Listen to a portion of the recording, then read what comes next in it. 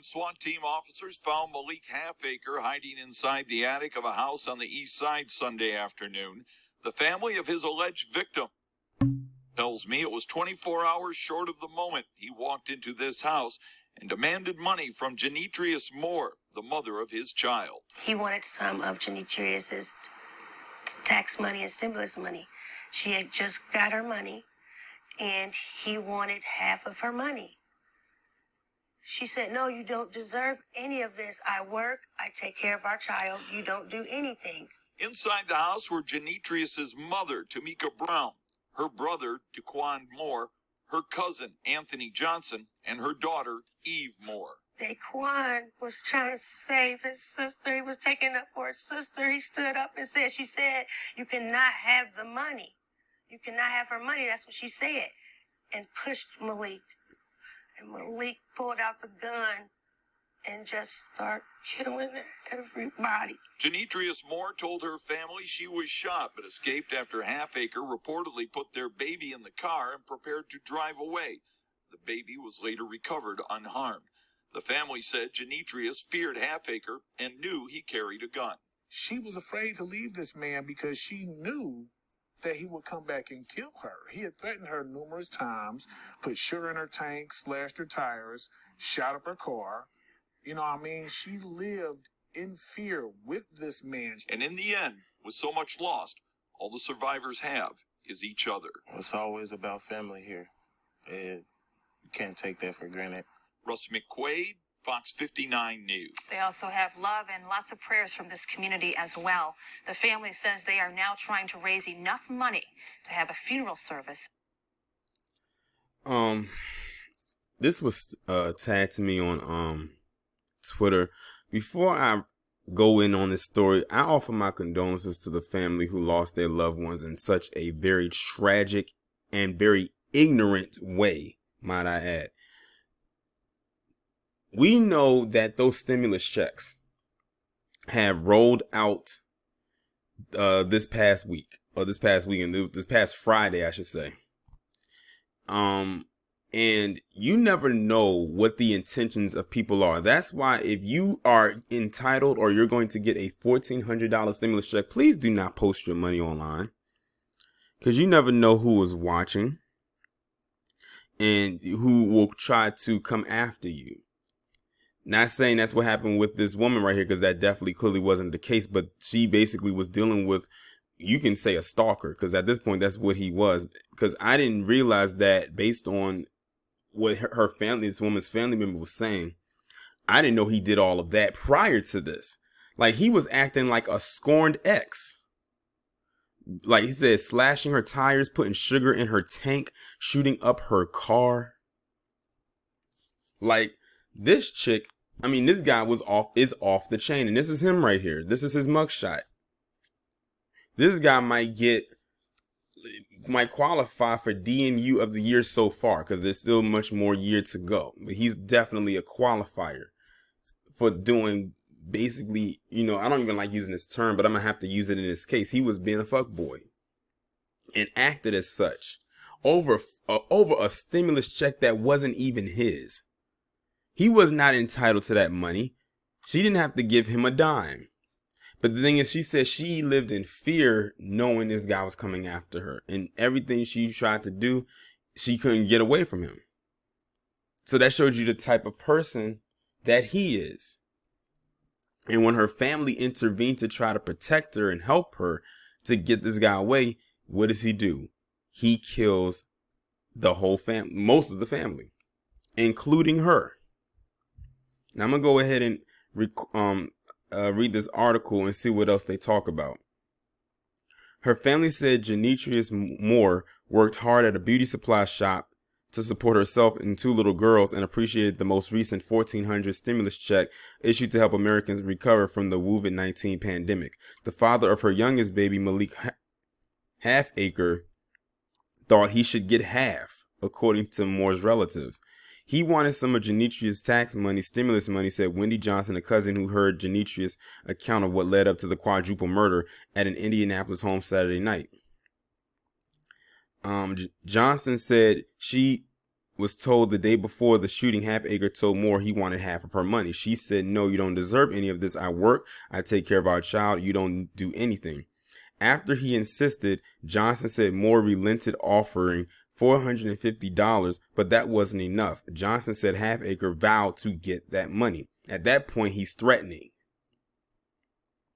And unfortunately, he acted on that threat.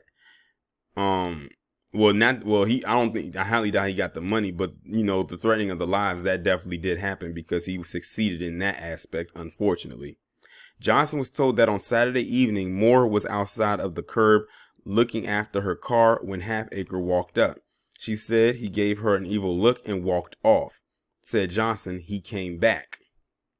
Police said after Halfacre came back for a second time, 4 people were dead.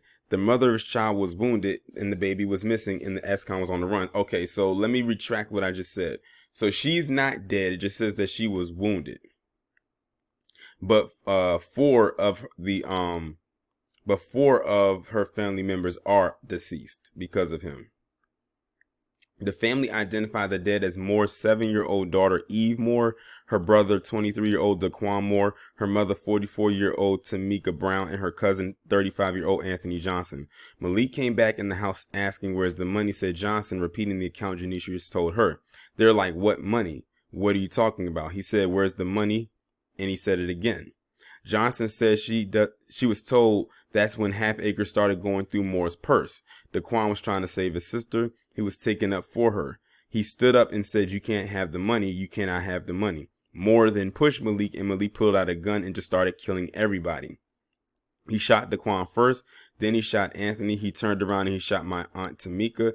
My Aunt Tamika said Malik, and he shot her again. He came back and shot Daquan for a second time, and somewhere between, little baby Eve got hit somewhere and she was screaming. Johnson said Moore recalled that Halfacre took her and their infant daughter to the car, and after strapping the baby into a child safety belt, he re-entered the house to retrieve a milk bottle. He went back into the house, and that's when he shot Anthony again when he was coming down the steps. When he went in the house, that was Genetria's cue to run for her life. And that's what she did. Ran for her life in the traffic across New York Street and knocking on everyone's doors. Moore hid on a neighbor's porch until officers arrived as Halfacre drove away with their child. Like this whole situation right here just plays out like a horror movie. Like so much has happened just in a short time span. Like this all sounds like it happened within 1 hour. Like it happened so fast. He told her that she made him kill everybody. She made him do it. So I'm guessing, is this his way of going for an insanity plea? Moore directed officers to the home a block north where the victims were discovered. At the same time, Lorenzo Moore walked in the back door to find his brother Daquan and the rest of his family. I seen all of my family members in there on the floor, dead, said Lorenzo. I could put the picture together of how everything went down and how everybody went. Lorenzo said he was in disbelief. I didn't even know that was my people on the ground suffering because they let a monster out of prison. Halfacre was accused of shooting a man 5 times on the city's northwest side in early 2017, but was released from custody in 2018 after pleading guilty to a lesser charge. We always knew that he carried a gun, said Lorenzo. He didn't have a job, just laying around being lazy, so he's just basically a bum. A murderous bum at that. Lorenzo said his sister was afraid of Halfacre. It was like you could feel this fear, but you never wanted to do anything about it because you're too scared and it might just come to what it's come to. Just him being angry about not having any money and him not doing anything for himself, so he thought he would just take something from her. Several hours later, the couple's baby was recovered unharmed on the city's northeast side, while almost 24 hours after the killing, following a 4-hour SWAT standoff on the east side, Halfacre emerged from a duplex in handcuffs after hiding in an attic to avoid several volleys of tear gas that had been fired inside. He just felt he could take from her, said Lorenzo. In the middle of the grieving family is Sean Brown, who lost a sister, 2 nephews, and a niece on Randolph Street Saturday night. We grew up so close, we was always together, said Brown. But at the end of the day, we are blood and we love each other and we hate to see something like this happen. It is the most tragic thing that has ever happened by far to my family. Brown knows of what he speaks, having lost one brother to drowning and 2 of his wife's cousins to the murder on the far east side a year ago. I feel like this gun violence has touched enough people that y'all can go ahead and knock it off. Brown said, it's been enough, and enough is enough. The family is now struggling to raise funds to bury 4 loved ones.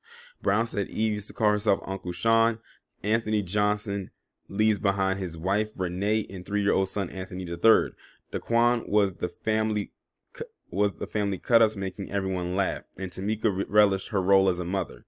Her whole life was her kids, period. That's all she knew, said Brown, who called Daquan the next big thing because of his possible future as a rapper and comedian. He got robbed. He had so much potential, and the world was robbed. Wow. All over a $1,400 stimulus check that was not even his.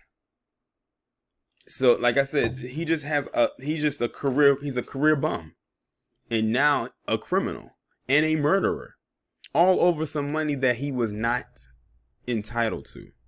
He felt that because she was getting that check, that he was entitled to that check. That's why I'm like this. If I was to get a stimulus check, I'm not telling a soul that I got it. As far as you're concerned, I never got one. And trust and believe, there's plenty of people out there that did not get a stimulus check. Like this fool right here. Because see, the thing is, in order to get a stimulus check, you have to work. Last I checked, you may not make that much, but you had to have worked or work in order to receive one. Now with this one right here, I don't know how this one's processing. It almost seems like they're just tossing money out. Like, you know how you play in spades and you just tossing the cards to the players?